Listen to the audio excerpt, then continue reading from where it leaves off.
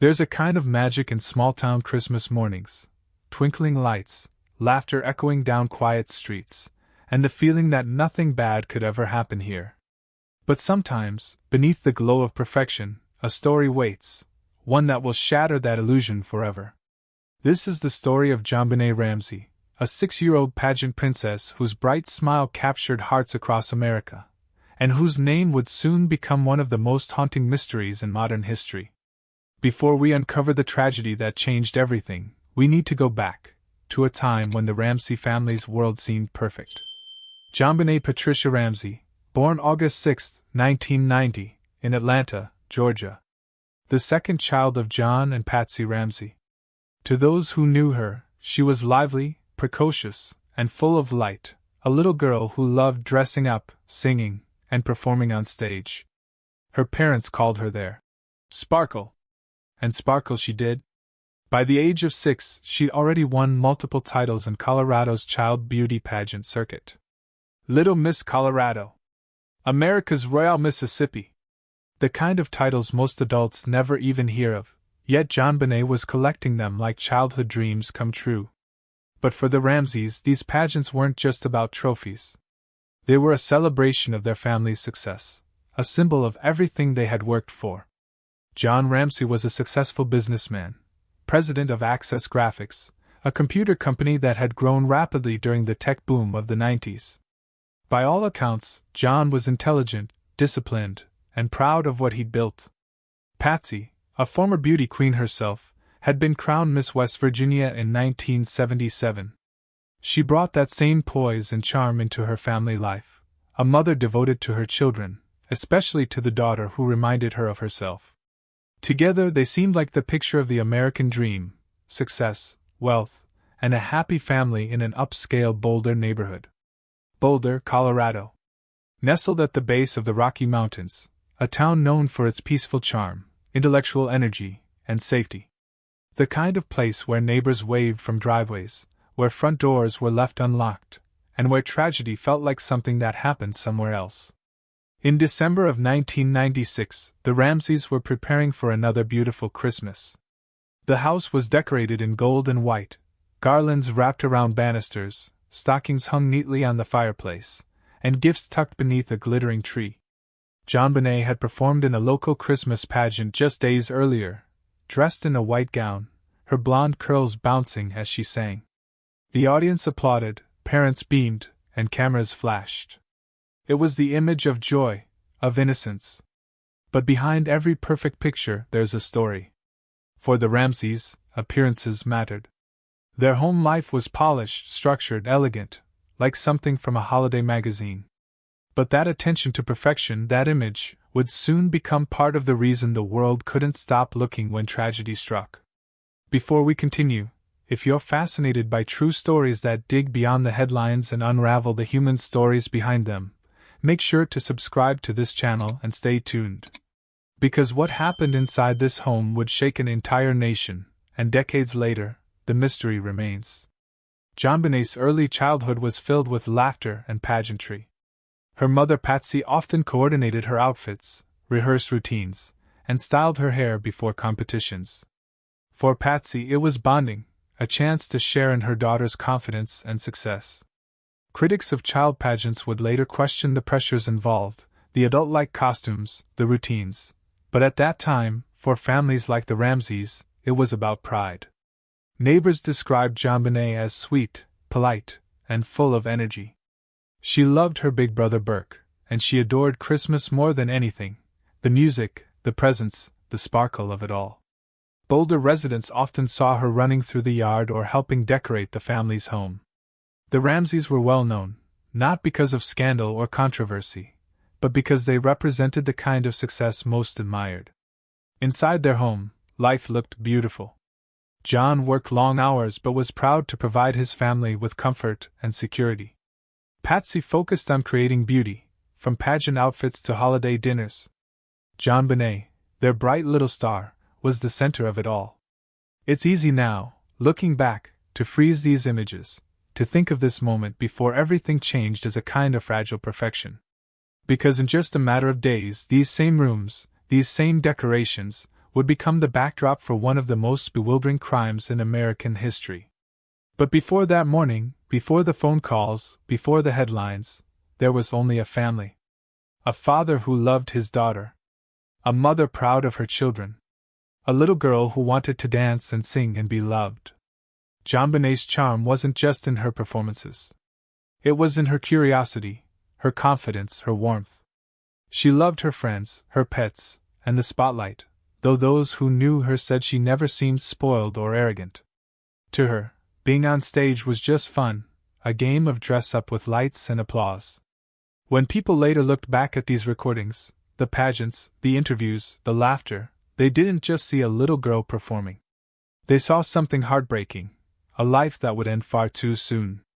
But here, in this part of the story, we keep her alive, in the sound of her giggle, the shimmer of her gown, and the warmth of that December in Boulder.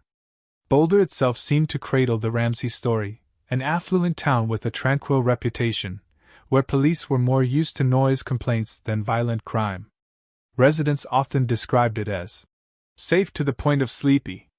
That's what made what happened next so unbelievable. As JonBenét prepared for Christmas morning, there was no reason to suspect anything was wrong. Presents were wrapped, stockings hung, laughter filled the home. The Ramseys had celebrated with friends, attended a party, and returned home late that night. And by all accounts, it was perfect. At least, it appeared to be. But perfection is often only what we see on the surface. Behind the golden lights and the camera smiles, beneath the glittering crowns, was a family unaware that their world was about to collapse. Because within hours, the name JonBenét Ramsey would no longer belong only to the stage. It would belong to history. Stay tuned, because in Part 2, Christmas Night 1996, we'll step inside the Ramsey home and follow the events that turned a holiday morning into one of the most haunting mysteries of our time.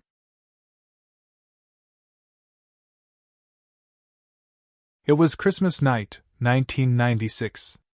In Boulder, Colorado, the streets were quiet, the air crisp, the snow untouched. Inside the Ramsey home, laughter, warmth, and the familiar comfort of family filled the air. A family celebrating the end of a beautiful year. A year of success, achievement, and pride. But as the clock moved toward midnight, no one in that house could have imagined that by morning, their world would descend into horror. This is how the perfect Christmas became the beginning of one of America's darkest mysteries. December 25th. The Ramsey family had just returned home from a friend's Christmas party. It was late, nearly 10 p.m., and the house was quiet except for the soft sound of carols playing from the living room. Patsy helped JonBenét into her pajamas, brushed her hair, and tucked her into bed. John Ramsey checked on his daughter one last time before heading to bed. Burke, JonBenét's older brother, was already asleep upstairs. Everything about that night seemed ordinary. Familiar. Safe. But something, or someone, was already setting the stage for what would happen next. In the early hours of December 26, 1996, darkness hung over 755 15th Street. Snow still blanketed the ground. The neighborhood was silent. And inside the Ramsey home, stillness. Until 5:30 a.m. Patsy Ramsey woke early. Her plan was to start breakfast, prepare for a family trip later that morning. The Ramseys were supposed to fly to Michigan to spend the rest of the holidays with family. As she walked down the back staircase, something caught her eye. On the wooden steps, a few pages of handwritten text, spread out neatly across several sheets of paper. It was a ransom note. Nearly 2.5 pages long, oddly specific, strangely written, and signed with 3 chilling letters. SBTC. The note claimed that JonBenét had been kidnapped. The writer demanded $118,000 for her safe return, the exact amount of John Ramsey's recent work bonus. That number, so precise, so personal, would later ignite endless speculation. Panic surged through the house. Patsy screamed for John. Within minutes, the Ramseys were awake, frantically searching every room, every corner. But JonBenét was nowhere to be found. The phone call to 911 came at 5:52 a.m. The operator's voice was calm. Patsy's voice was not. She reported a kidnapping. A ransom note. Her tone was frantic, desperate, trembling between shock and disbelief. Within minutes, Boulder police were dispatched to the scene. But from that moment, the investigation would spiral into one of the most criticized crime scene responses in history. At 6 a.m., the first officers arrived, Sergeant Rick French and Officer Rick Ayres. They entered a house that, by all appearances, showed no signs of forced entry. No broken windows. No pried locks. Only the ransom note, and a family in shock.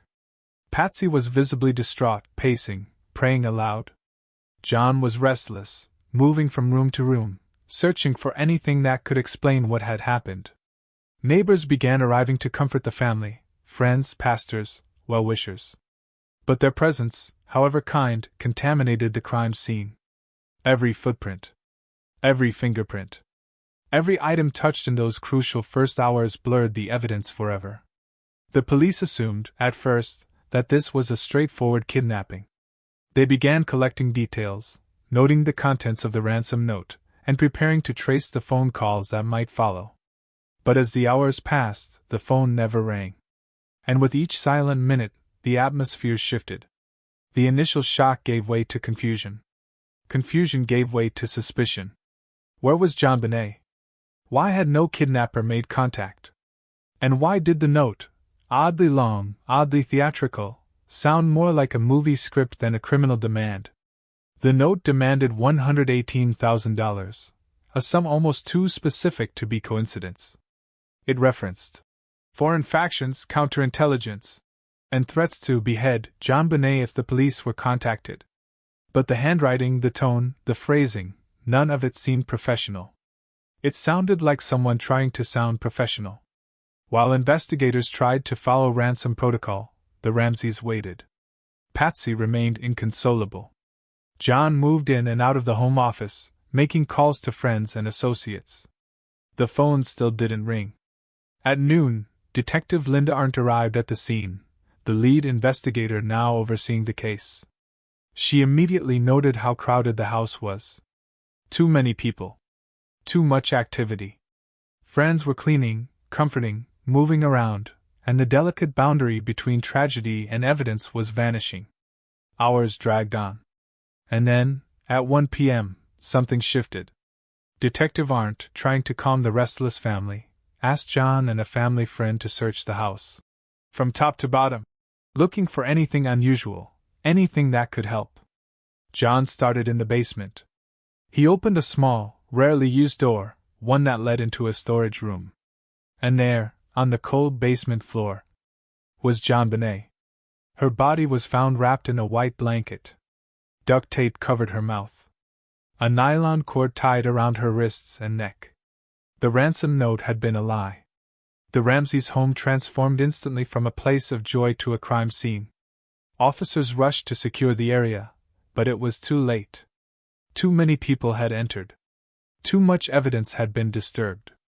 And now, a new question took hold, not who took her, but who killed her. What happened between Christmas night and that moment in the basement? Had someone broken in? Had the crime happened inside the family circle? Theories began forming within hours, theories that would divide the nation. The first cracks in the official story appeared almost immediately. The ransom note. The untouched snow outside. The absence of any forced entry. Each clue deepened the mystery, and each answer led to more impossible questions.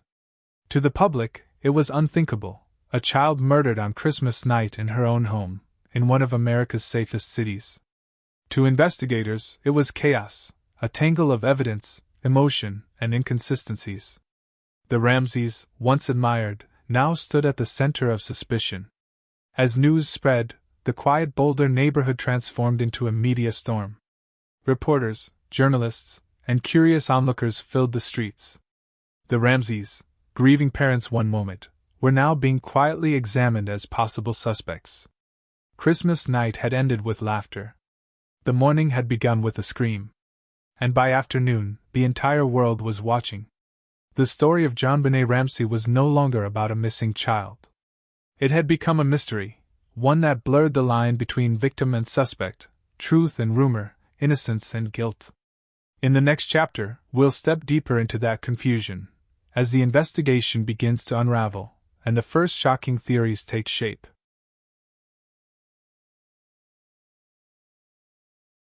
It was early afternoon, December 26, 1996. Inside the Ramsey home, the air had grown still, the kind of silence that doesn't feel peaceful, but heavy. Hours had passed since the 911 call. Police had searched, questioned, and waited. And still, no one had found JonBenét Ramsey. Until now. What happened next would forever change the way America looked at this case, not just because of what was found, but because of what was lost: evidence, time, and truth. This is the basement secret. The Ramsey house that morning was crowded: family, friends, ministers, detectives, officers, all trying to make sense of what had happened. Detective Linda Arndt, now the only lead investigator inside, watched the scene spiral out of her control. It wasn't supposed to be this chaotic. She had told the family to stay together in the living room, to wait for word from the so-called kidnappers. But as the morning stretched into noon, it was clear no one was calling. Detective Arndt felt the weight of the silence pressing in. The ransom note had promised a phone call. It never came. The longer the quiet lasted, the less this felt like a kidnapping. It felt like something else. Something worse. To calm the growing tension, Arndt gave John Ramsey and his friend Fleet White a task: to search the house again, top to bottom. "Look for anything out of place," she told them. It seemed harmless enough. But in that simple instruction lay one of the most consequential moments in modern true crime history. John started in the basement. He moved through storage rooms filled with holiday decorations and family belongings. The basement was cold, the kind of cold that seeps into silence. And then, he saw it. A small white door. Closed. A door that, until that moment, no one had opened. When he opened it, the beam of his flashlight cut through the darkness, and froze on something no parent should ever see. JonBenét. She was lying on the cold basement floor, wrapped in a white blanket. A cord around her neck. Duct tape over her mouth. Her little hands bound. The horror hit him instantly. John lifted her, carried her upstairs, shouting for help. He screamed her name, over and over, the sound tearing through the once quiet house.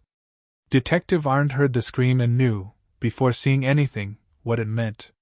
The search was over. JonBenét Ramsey was dead. In that moment, the case transformed. What began as a ransom investigation was now a homicide. But the way the discovery unfolded, the decision for John to search, the movement of the body, would forever contaminate what could have been vital evidence.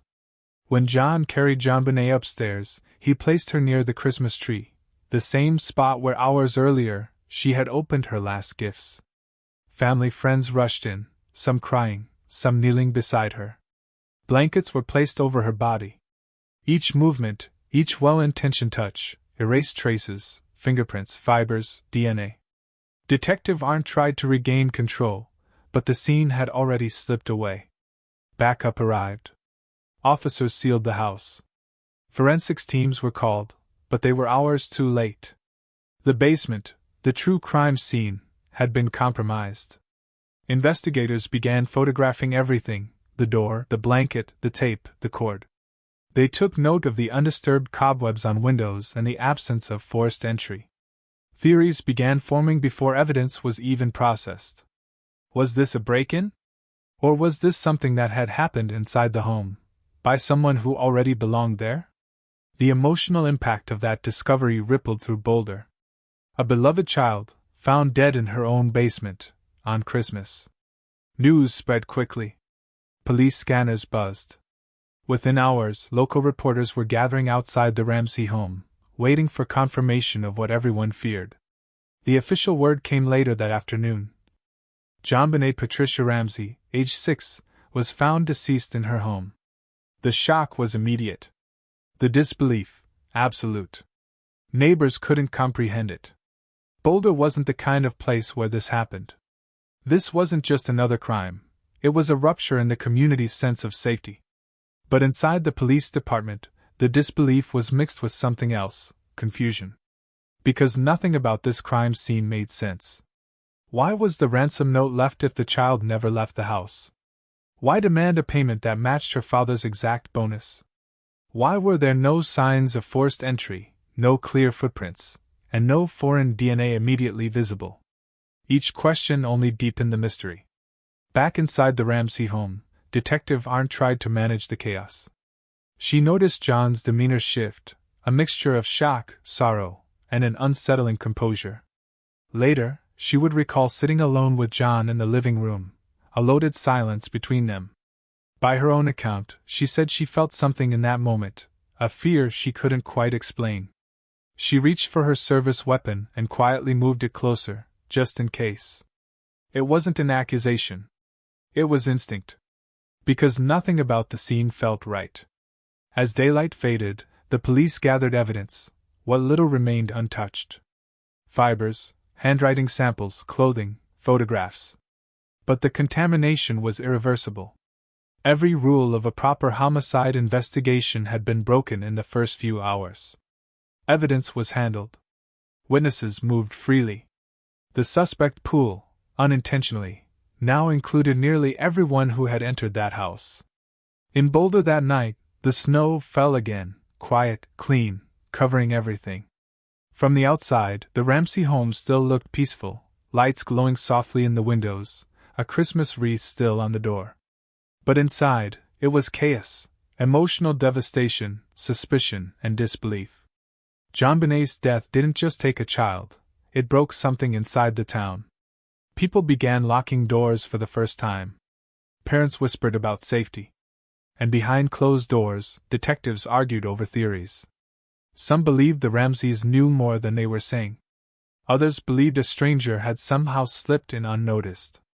Every possibility seemed impossible. Then came the press. Within 24 hours, the case exploded onto national television. Headlines, speculation, talk shows, the story of a murdered pageant princess and a wealthy home became irresistible to the public. But what most people didn't realize was that from day one, the investigation had already been compromised. The first day had decided everything, and it had gone wrong. For the Ramsey family, grief quickly turned to scrutiny. For police, procedure turned to panic. And for the nation, a haunting fascination had begun. JonBenét's body was taken from the home that evening. Wrapped in white, placed gently in an ambulance. Outside, snow continued to fall, erasing footprints, softening sound. The basement was empty again. But the questions it held would echo for decades. From that basement discovery came a storm of mistakes, accusations, and media obsession that would consume the Ramsey family, and America, for years to come. In the next chapter, we'll watch as investigators piece together what little they can, and how the investigation begins to fall apart before it truly begins.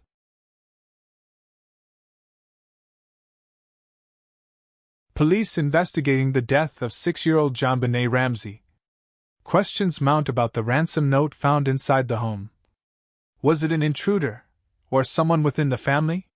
Within 24 hours, the Ramsey family's private nightmare became a national obsession.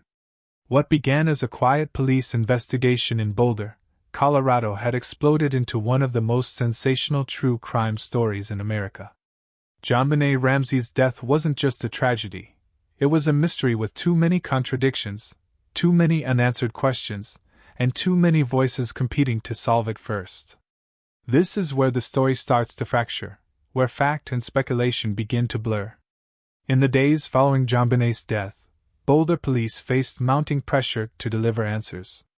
They held press conferences that revealed little and contradicted themselves often. First, they described a possible intruder. Then, they hinted the crime might have been staged.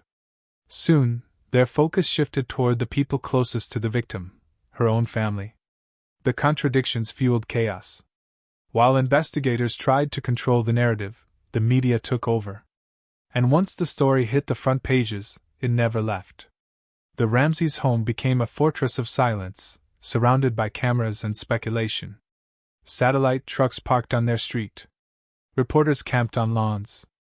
Every movement of the family was analyzed, dissected, and replayed on national television. As the investigation unfolded, two competing stories began to take shape. One, told by the police. The other, told by the media. And the distance between them grew wider every day. Inside the Boulder Police Department, detectives debated one central question. Was this a kidnapping gone wrong, or a crime staged to look like one? The ransom note was their first puzzle. 2.5 pages long. Written on paper from the Ramsey home. Using a pen from the Ramsey home. For investigators, that detail screamed inside job. If an intruder wrote it, they took their time. They knew where to find supplies. But the note's tone, part threatening, part theatrical, didn't read like a professional ransom demand. It sounded rehearsed. The amount demanded, $118,000, wasn't random. It matched almost exactly the Christmas bonus John Ramsey had received that year. Coincidence? Or message? Detectives couldn't ignore it. Then there was the handwriting. Experts analyzed it for months. The note didn't match John's or Burke's writing, but parts of it resembled Patsy's, especially certain letters and phrasing. No conclusive match was ever declared, but suspicion lingered. A reporter asked, "Are the Ramseys being treated as suspects?" The police spokesperson hesitantly responds, "At this point, no one is cleared." That statement changed everything. Almost overnight, the public turned. Sympathy gave way to suspicion. And the Ramseys, who had just lost their daughter, were now fighting to prove their innocence. Facing relentless pressure, John and Patsy Ramsey agreed to an interview on national television. Patsy, wearing black, looked exhausted, her voice trembling as she spoke directly to the camera. She pleaded for the real killer to come forward. John sat beside her, silent, composed, eyes fixed on the lens. But instead of inspiring sympathy, the appearance fueled more doubt. Commentators dissected every word, every glance, every pause. Was Patsy acting? Why did John seem so calm? And why did they hire lawyers so quickly after their daughter's death? The tabloids went into overdrive. Every week brought a new theory. The jealous mother. The secret intruder. The accidental death covered up to protect a child. Rumors spread faster than the evidence could be tested. Inside the police department, detectives were split. Some insisted it had to be a family member. The note, the staging, the lack of forced entry. Others pointed to DNA evidence found on JonBenét's clothing, male DNA that didn't match anyone in the family. But this was 1996. Forensics were limited. The partial DNA profile was inconclusive, not enough to identify, not enough to rule out. It became the perfect storm, too much attention, too little clarity. Meanwhile, the Ramseys' relationship with the police collapsed. They believed investigators had already made up their minds. Police believed the family was withholding information. Every interview grew more strained. At one point, the Ramseys declined to be questioned separately, a move that police saw as defiance and their lawyers called protection. The public saw guilt. By the spring of 1997, the case was no longer about evidence, it was about perception. The court of public opinion had rendered its own verdict long before the grand jury ever met. Experts, journalists, and so-called insiders flooded the airwaves with their takes. The ransom note was called a theatrical performance. The 911 call was dissected second by second, with audio engineers claiming to hear whispers after Patsy hung up. "Did she say 'Help me, Jesus,' or what did you do?" Speculation turned into entertainment. The case wasn't just a tragedy anymore. It was a phenomenon. A media circus that turned grief into spectacle. And through it all, the Boulder Police Department struggled to keep control of its own investigation. Months passed. Theories piled up, but evidence remained thin. Was it a family cover-up? An intruder? A friend of the Ramseys? Or a random predator who slipped in unnoticed? Each possibility had flaws. Each argument had holes. The family theory rested on circumstantial details, handwriting similarities, behavioral oddities, and the bizarre note. The intruder theory, hinged on the broken basement window, the unidentified DNA, and possible stun gun marks found on the child's skin. Neither story fully fit the evidence. And while police debated, public fascination deepened. Talk shows ran nightly panels. True crime authors began writing before the investigation was even complete. The truth became buried beneath layers of speculation, and the line between investigation and entertainment vanished completely. By late 1997, frustration boiled over. The Ramseys refused to cooperate further unless treated as witnesses rather than suspects. The police, out of leads, prepared to turn the case over to the district attorney. The grand jury that followed reviewed volumes of evidence, photos, reports, interviews, and heard from over 30 witnesses. But when their findings were sealed, the public was left with only rumors. Years later, it would be revealed that the jury had voted to indict John and Patsy Ramsey, but the prosecutor declined to file charges, citing lack of proof. That revelation, years later, would reopen old wounds and reignite the public divide. Some saw it as proof the Ramseys had escaped justice. Others, as validation that they had been wrongly accused. What began as a police investigation had unraveled into something larger, a battle between truth, theory, and reputation. JonBenét's murder became less about solving a crime and more about assigning blame. Boulder had lost its innocence. The Ramseys had lost their privacy. And the world had lost sight of the one person who couldn't speak for herself. In the next chapter, we'll watch as that loss, and the relentless spotlight, spirals into a full-blown media circus. The story of JonBenét Ramsey will stop being just a mystery, and become a mirror reflecting America's obsession with tragedy.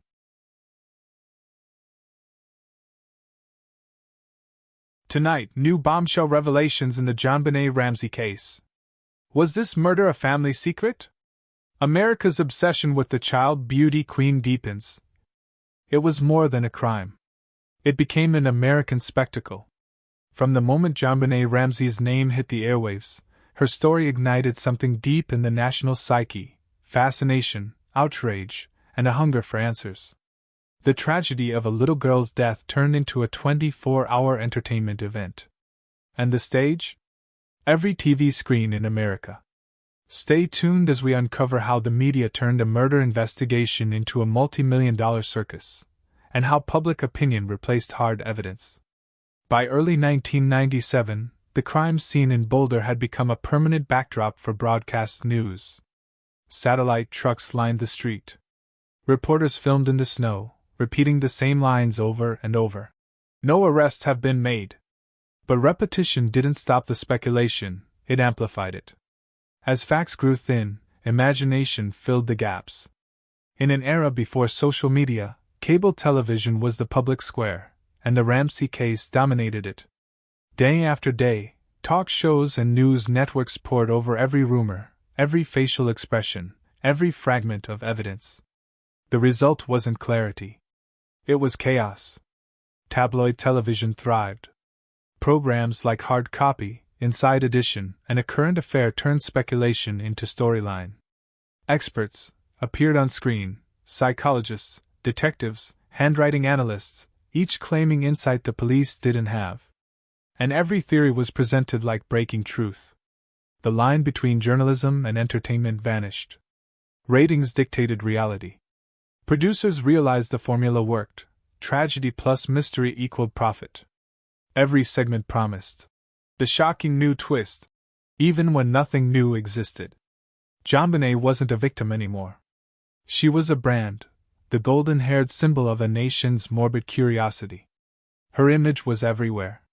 That same photo, the one where she wore a white gown, with perfect curls and a bright smile, became the defining picture of the case. It sold millions of magazines.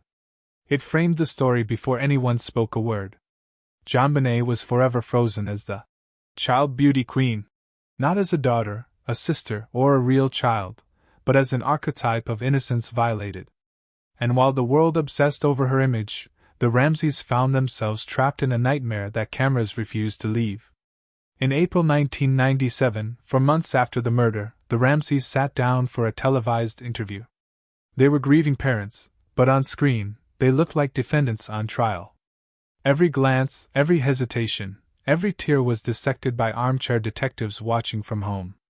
Patsy's composure was called cold.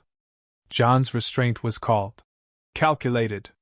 When they cried, critics called it fake. When they didn't, it was proof of guilt. No matter what they said, the narrative had already been written. The tabloids went further than anyone. They didn't just report, they accused. Articles labeled Patsy as the controlling pageant mom. They painted John as a man with secrets and money to hide. They wrote about supposed marital tensions, jealousy, discipline gone too far. None of it verified. All of it profitable. The Ramseys, once respected members of Boulder society, became the most despised couple in America. People didn't see them as victims. They saw them as villains. Cable news discovered a new format, the nightly whodunit panel. Each evening, viewers tuned in to watch strangers debate guilt and innocence as if it were a sport. It wasn't about solving the case. It was about keeping the story alive. Hosts invited detectives who'd never seen the evidence, body language experts who never met the family, journalists who built careers by speculating, not reporting.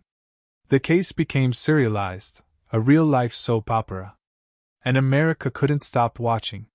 Ratings soared. News networks extended coverage because audiences demanded it. The longer the case stayed unsolved, the more valuable it became. Every theory was content. Every rumor was currency. Experts say the ransom note matches Patsy's handwriting. DNA found on JonBenét's clothing may hold the key. The family's story doesn't add up. Truth became background noise. The louder the coverage got, the further the real story slipped away. By the late 90s, the Ramseys weren't just under suspicion, they were public property. The media dug into their finances, their marriage, their church attendance. Neighbors were interviewed about their yard, their Christmas decorations, their tone of voice.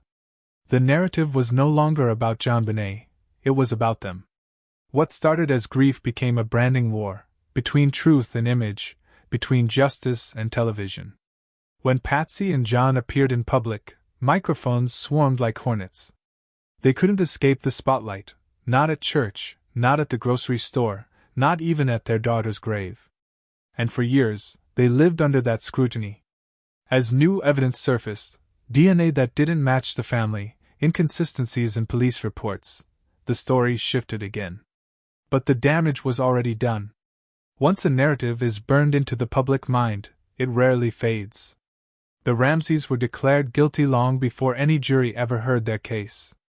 Decades later, the coverage still hasn't stopped.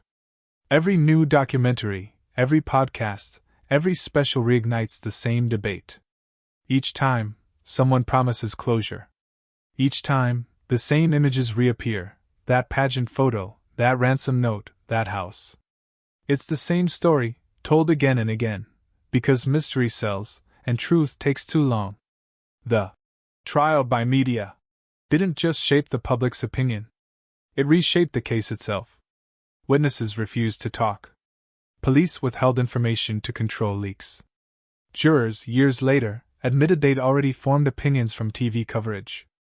The investigation had been tried, judged, and sentenced, not in court, but on camera.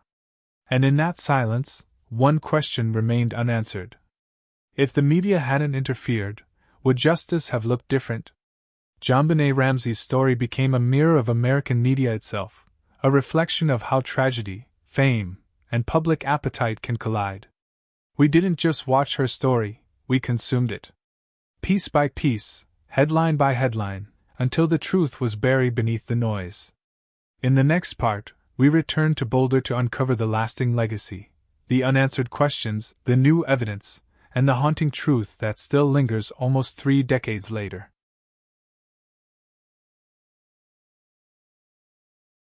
Nearly 3 decades later, the story of JonBenét Ramsey still lingers in America's memory, a question that refuses to fade, a mystery that never found its ending. The house on 15th Street no longer belongs to the Ramseys, but the echoes of that December morning still hang in the air. For some, it's a reminder of innocence lost. For others, it's an unsolved riddle that keeps pulling them back. And through every new clue, every new theory, and every new test, one truth remains: the world has never stopped searching for JonBenét's voice. Time has softened the frenzy, but not the fascination. Since 1996, dozens of documentaries, books, and investigative specials have tried to piece together what really happened. Each promised answers. Each fell just short. Because with every revelation came more questions. As technology advanced, so did hope. DNA testing, once primitive, now powerful, became the torch that many believed could finally illuminate the truth. In 2008, a Colorado district attorney announced a breakthrough. New testing on JonBenét's clothing revealed male DNA that did not match anyone in the Ramsey family. The findings publicly cleared John, Patsy, and Burke of involvement. For the first time in over a decade, the family was officially exonerated. But by then, the damage was already done. Public opinion had long been shaped by years of suspicion, and many refused to believe the DNA told the full story. Had investigators contaminated the sample? Was it from an unknown intruder, or an innocent factory worker who handled the fabric? Even science couldn't silence the whispers. More recent developments brought cautious optimism.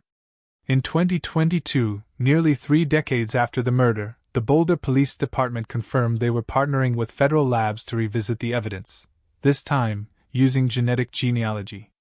The same method that identified the Golden State Killer could, in theory, uncover the truth here too. But as of today, no match has been found. No arrest has been made. And the case remains open, frozen in time, like the snow that fell that morning in 1996. Every December, Boulder residents gather quietly to remember her. They hold candles against the cold and whisper prayers for the little girl who never saw another Christmas. Time has blurred the details for many, but the image of JonBenét, the smiling 6-year-old in a white gown, endures like a ghost of a story America can't let go. JonBenét became more than a child, she became a cultural symbol. Her face appeared in documentaries, podcasts, even fictional shows that borrowed from her tragedy. To some, she represents the dark side of media obsession. To others, she's a warning of how quickly truth can drown beneath spectacle.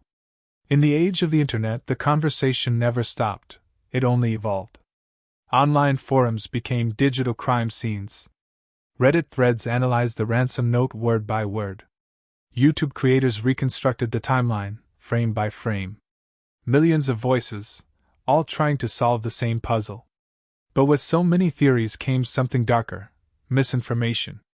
Old rumors resurfaced as new discoveries. Speculation dressed itself as evidence. And in the noise, the real story grew even harder to find.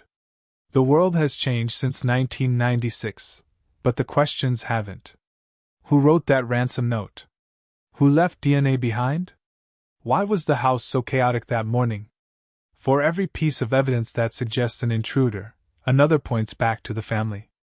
For every claim of a cover-up, another reveals investigative error. The case became a mirror, reflecting not just crime, but how we process tragedy itself. Today, the Ramsey house stands quietly, renovated and owned by someone new.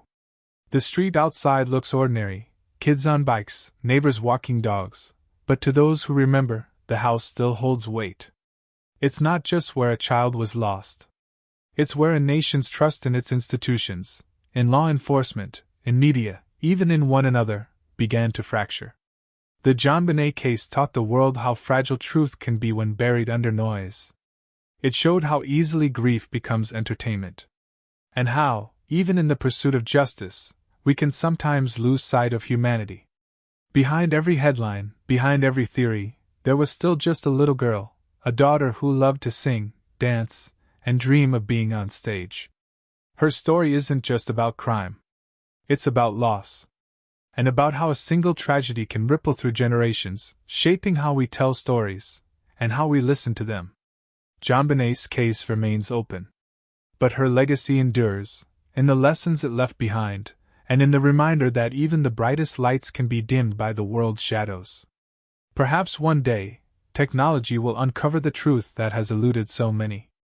Perhaps one day, someone will speak, and the silence will finally break. Until then, JonBenét's story will remain what it has always been, a haunting echo in America's heart, whispering that justice, no matter how late, still matters. Thank you for joining us on this journey through one of the most enduring mysteries in modern history. If stories like this captivate you, stories that search for truth, justice, and humanity within tragedy, make sure you're part of this community. Hit subscribe, stay connected, and join us as we continue uncovering the stories that still demand answers.